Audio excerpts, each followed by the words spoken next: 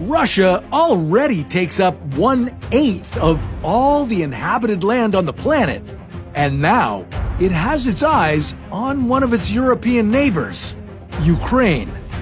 Historically, Ukraine and Russia have been in conflicts before. Most recently, Russia annexed the Ukrainian peninsula Crimea, and then it backed a separatist rebellion in eastern Ukraine. Now, Russia doesn't want Ukraine cozying up to NATO.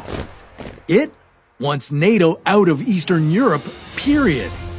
And even though Russia isn't a member of NATO to make decisions on such things, with one of the most powerful militaries in the world, Russia might feel like it can play by its own rules.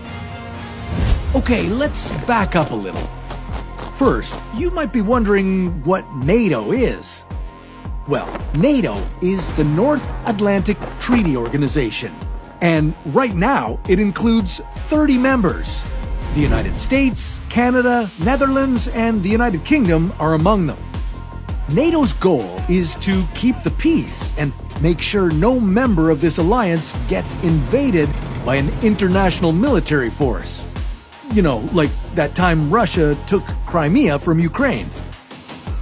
Now, Ukraine is not yet a member of NATO, but it has shown interest in joining it. And that doesn't sit well with Russian President Vladimir Putin. Putin is already a little freaked out that NATO is training Ukrainian troops and some members are supplying its army with weapons.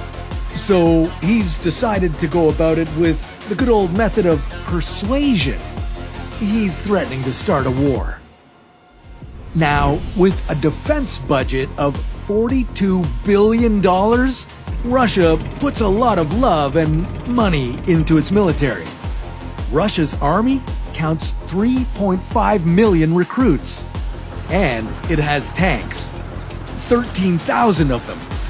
No other country in the world has this many. Russia also has 27,000 armored vehicles and ranks first in the world with its 4,465 artillery guns. And then there's also Russia's nukes to worry about.